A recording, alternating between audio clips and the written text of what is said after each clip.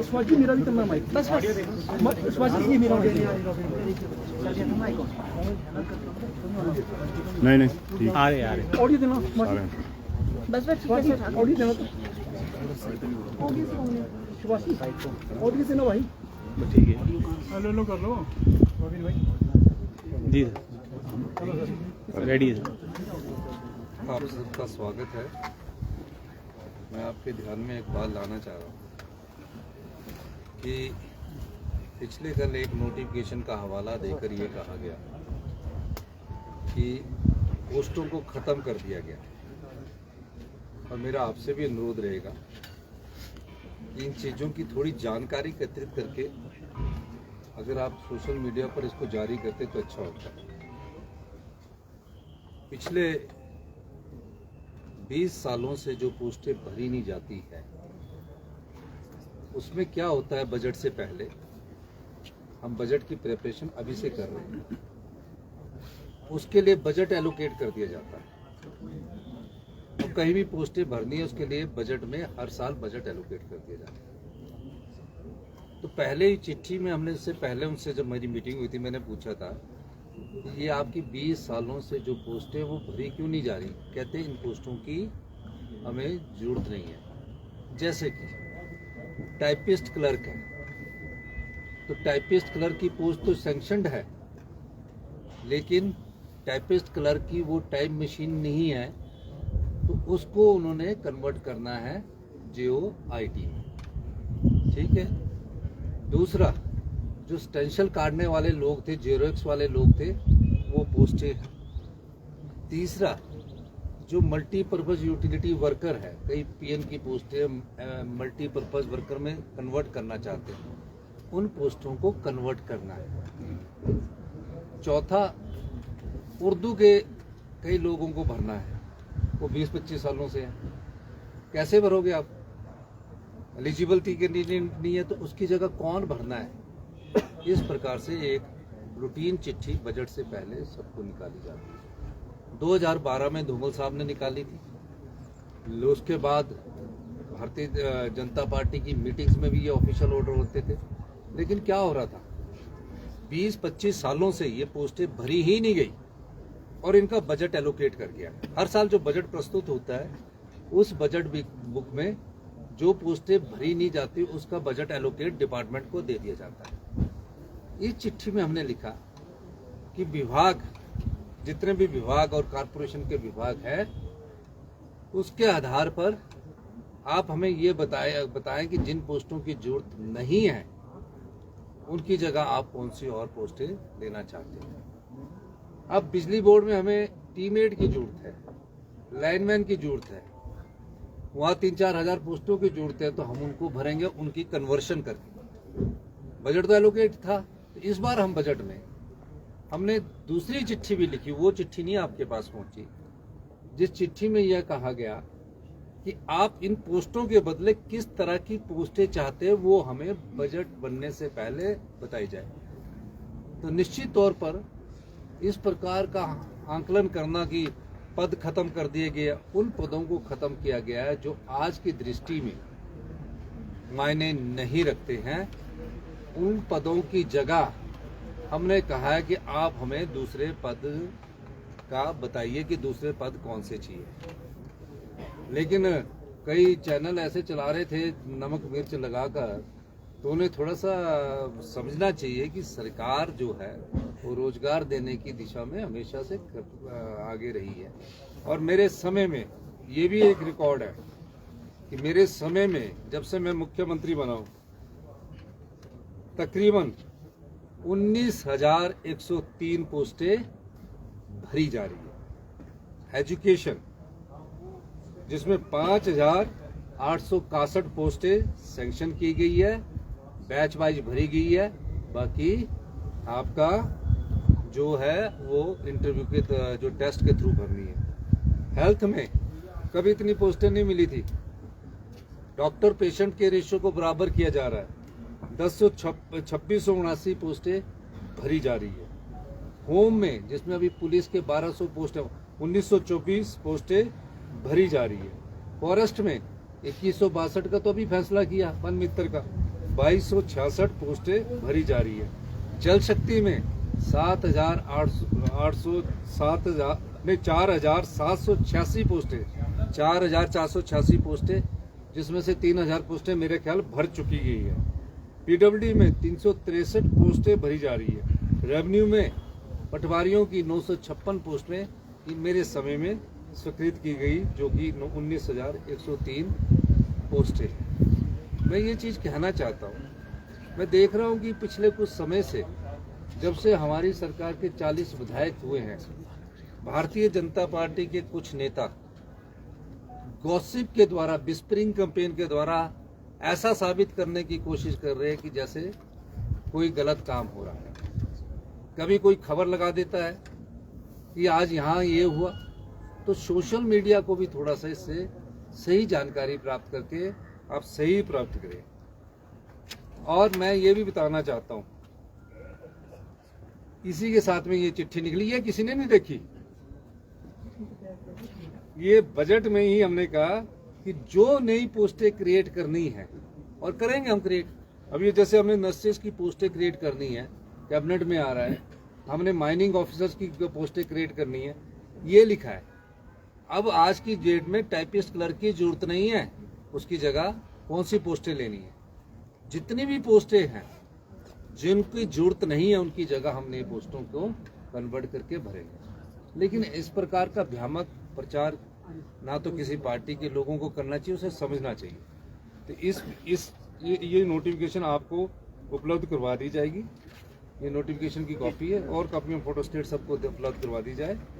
ये मैं आपको कहना चाहता था, क्योंकि अधूरी जानकारी भी ना समाज के लिए अच्छी नहीं होती। अब पूरी जानकारी आपको हमने दी है, तो मेरा ये मानना है कि जो सरकार अभी 2 साल 11 दिसंबर को पूरे होने, उससे पहले अगर 19,000 पोस्टें निकाल रही हैं और 3,000 पोस्टें और लाइन पर है, तो इसका मतलब हम युवाओं को रोजगार देना चाहते हैं। यही नहीं, 2020 से जितने भी केसेस फंसे हुए थे कोर्ट में, हमने उनको भी ठीक किया है। तो ये भ्रामक प्रचार चल रहा है, और चुनावों के वक्त तो और भ्रामक हो जाता है। ये रूटीन्स की प्रक्रिया होती है, पर रूटीन की प्रक्रिया के साथ जो हमने चिट्ठी निकाली है, वो चिट्ठी को दूसरे के पार्ट को आपने देखा नहीं। यही मैं आपके साथ कहना चाहता हूँ। और ये भी मैं आपको बताना चाहता हूँ कि हमारी सरकार युवाओं को रोजगार दे रही है। और मैं खासकर सोशल मीडिया से भी अनुरोध करना चाहूँगा कि आप थोड़ा सा सही जानकारी के साथ आप अपनी खबर को चलाएं। सर, अभी दिल्ली दौरे में ग्रीन बोनस को लेकर एक नई बात सामने आई है, जो आपने डिमांड भी की है नीति आयोग से, और इसके प्रति नीति आयोग या जो कमीशन है, फाइनेंस कमीशन, उनका रुख क्या है? देखिए, ग्रीन बोनस की बात कहां से आई? हिमाचल प्रदेश में हमने एक राज्य के रूप में अपने तौर पर सारे ग्रीन पेड़ों के कटान पर और सूखे पेड़ों के कटान पर भी प्रतिबंध लगा रखा है। नॉर्दर्न इंडिया के हम लंग्स कहलाते हैं। अगर हम अपने पेड़ों को दूसरे राज्यों की तरह काटने की अनुमति दे दी जाए, तो हम 1 लाख करोड़ रुपया 2 साल में ही कमा लेंगे। हम अपने वनों को अगर भी संरक्षण चाहते हैं, लेकिन हो क्या रहा है कि हमारे 4 MP होते हैं पार्लियामेंट में, उनकी आवाज नहीं होती। पर 4 MP पूरे देश का प्रतिनिधित्व करते, ये बात तो सही है। वो MP मांग तो उठाते नहीं है, वो तो यहाँ के प्रेस में बोलना है। जैसे कि आजकल प्रेस कॉन्फ्रेंस में बोलने का दायित्व उनका है, करना कुछ नहीं है, दायित्व है, राष्ट्रीय स्तर के भी नेता है। लेकिन क्या आपका ये दायित्व नहीं बनता है कि आप सरकार की डिसीजन मेकिंग बॉडी में हैं? आप भी एक चिट्ठी लिख के बोलिए कि हमें ग्रीन बोनस दीजिए, हमें नहीं, पूरे राज्यों को दीजिए। और इस आधार पर देना चाहिए पूरे राज्यों में कि जो अपने वन संरक्षण ज्यादा करते हैं, उसको उस % के हिसाब से रखना चाहिए। फाइनेंस कमीशन को भी टोटल टैक्सेस का जो हमारा है, उसका 2% पूरे हिंदुस्तान के राज्यों के लिए रखना चाहिए, कि जो क्लाइमेट चेंज और वन संरक्षण के लिए अपना पैसा बचाकर रखें, अपना वन को बचाकर रखेंगे, उन्हें हम इंसेंटिव देंगे। हो क्या रहा है? प्रोटेक्शन के लिए रखा नहीं जा रहा है, इन्वेस्टमेंट की जा रही है क्लाइमेट चेंज के नाम पर। अरे जो वन लगे उनको तो प्रोटेक्ट कीजिए, उसके लिए तो करने का कोई बजट में प्रावधान नहीं है। इसलिए ग्रीन बोनस की हमने बात की है। और दूसरी जो हमारी संपदा को पिछली भारतीय जनता पार्टी की सरकार ने लुटाया है, उस अधिकार की भी लड़ाई लड़ रहे हैं। भारतीय जनता पार्टी ने तो पूरे 5 साल में 20,000 नौकरियां नहीं निकाली, हमने वो भी निकाली। सर, आप पर्वतीय राज्यों के मुख्यमंत्रियों से एक तो जुट होकर आप ये अपील करेंगे कि इस मामले में, ग्रीन बोनस के मामले में, सारे पर्वतीय राज्यों को एकजुट होकर करना चाहिए। 4 अगर सिर्फ, क्योंकि हम तो कांग्रेस शासित राज्य है, भारतीय जनता पार्टी के जो शासित राज्य है उनको भी इस बारे में सोचना चाहिए। सर, एक रोजगार से रिलेटेड मामला है, क्योंकि आज आपका स्पेसिफिकली इसी पे फोकस है। आपने एक कैबिनेट सब कमेटी बना रखी है 5 पोस्ट को पेपर लीक वाले जिनको दिए हैं। उस कैबिनेट सब कमेटी की अभी तक जितनी बैठकें हुई हैं, लास्ट बैठक में भी जो ऑफिसर्स कमेटी की एक रिकमेंडेशन है उसको ओवररूल करने को कोई रेडी नहीं है। ना लॉ डिपार्टमेंट है, ना पर्सनल है, ना विजिलेंस ब्यूरो है। तो अब वो या तो कैबिनेट को शायद ये भेज रहे हैं कि फुल कैबिनेट ही डिसाइड करे कि पेपर लीक के मामलों का क्या करना है। नहीं, जहाँ तो भ्रष्टाचार की आएगी, जहाँ बहुत ज्यादा पेपर लीक हुए होंगे, वहाँ तो अब लॉ को ध्यान में रखकर ही आगे बढ़ा जाए। सर, आज से जो आपका कार्यक्रम शुरू हो रहा है, इसको लेकर नेता प्रतिपक्ष ने भी टिप्पणी की है और उनकी तरफ से कहा गया है कि जो जनमंच था वो राजनीतिक दुर्भावना की वजह से सरकार ने बंद किया। नहीं, जनमंच पर ना 2-2 करोड़ रुपए खर्च कर दिया जाता था, तो उसका फायदा नहीं था। और जो मेरा टूर है वो तो बेचारे किसी ने घर में खाना बनाया है, वो खाना खाने जा रहा हूँ मैं, उनसे मिलने जा रहा हूँ। उस डोडरा कुआर में आज तक कोई मुख्यमंत्री गए, मुख्यमंत्री सारे गए, जयराम जी भी गए, लेकिन रात को कोई प्रदेश का आज तक मुख्यमंत्री नहीं रहा। मैं रात को उनके बीच में रहूँगा, उनकी बात को समझूंगा और अपनी उस गारंटी को पूरा करेंगे जिसके लिए भारतीय जनता पार्टी बोलती है कि कौन सी गारंटी पूरी करनी है, वो चीज़ें भी दूंगा। पहले ऐसे गांव में जहां आज तक सड़क नहीं पहुंची, उसका भी मैं उनसे बैठ के बैठक में दिशा निर्देश दूंगा। तो ये कार्यक्रम सरकार आपके द्वार, आज पूरे मंत्री भी अपनी जगह जाएंगे और मैं पूरे सबसे पहले वैक्सीन जिलों में जाना चाहता हूँ ताकि हम अपने गाँव के लोगों से जुड़ सके।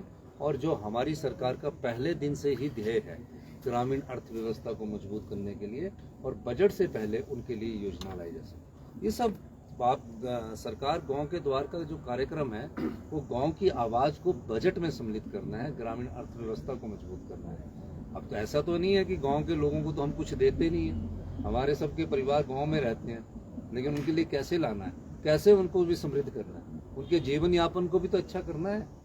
ये बजट से पहले की मीटिंग है और आपने देखा कि अभी बजट की मीटिंगें चल रही है, सेक्रेटरी लेवल पर चल रही है, सेक्रेटरी लेवल पर सुझाव आ रहे हैं। ये चिट्ठी भी उसी का एक सुझाव था। भाई आपने 25 साल से पोस्ट भरी नहीं, अब आप 25 साल के बाद आपको बजट हर साल दे रहे हैं बजट, फिर वो विभाग वाले अपनी मर्जी से कहीं खर्च कर देते हैं। वो पैसे का तो सदुपयोग करना है, उसकी जगह आप नई पोस्टें लीजिए, उनको हम कन्वर्ट करेंगे और सारी नई पोस्टों को हम कन्वर्शन करके लगाएंगे। तो दृष्टिकोण क्या है कि जो 40-50 साल से एक व्यवस्था चली आई है, ये व्यवस्था परिवर्तन के द्वारा बजट में जो हमने कहा है उसको किया। आपने मेरे पहले बजट को देखना, वो अब धरातल पर आ गया है। अब दूसरे बजट की योजनाएं भी धरातल और तीसरा बजट भी जो होगा वो धरातल पर आएगा। ये सब चीजें उससे संदर्भ में, लेकिन क्या होता है, भ्रामक प्रचार में भारतीय जनता पार्टी नंबर 1 है पूरे देश में। पता नहीं कैसी कैसी बातें करते, कहाँ से शब्द ढूंढ के लाते कि टॉयलेट टैक्स है जी, पता नहीं कहाँ से शब्द लाते, फिर बोलते जी वो कोई षड्यंत्र तो नहीं है, किसी की बाथरूम पर किसी का कोई टैक्स लगता है, सीवरेज सेस लगता है उनके जयराम ठाकुर जी के। नहीं, वो देखो अगर किसी ने लिखा है पर नहीं, पर शीट का टॉयलेट नहीं है, वो आप किसी की शीट पर नहीं लग रहा है। अब ये जैसे ये आगे पोस्टें खत्म होगी, अब इन पोस्टों को भी आपको अंडरस्टैंड करना है कि पोस्टें खत्म नहीं हुई है, कन्वर्ट हुई है। और जो जरूरत है आज की, जो कन्वर्शन है, और इसलिए मैंने इस चिट्ठी को आपने सबको दे देंगे। आपको मेरा ये भी कहना है कि आप थोड़ा सा जब फटाफट ये ना देखे करो, थोड़ा पीछे का रिसर्च वर्क भी कर ले करो। जो आपको चिट्ठी देता है ना जी, उससे थोड़ा सा बोले करो और भी कोई चिट्ठी तो नहीं निकली है। तो ये स्पष्टता मैं करना चाहता हूँ। आपका बहुत बहुत धन्यवाद, एक बार फिर से धन्यवाद।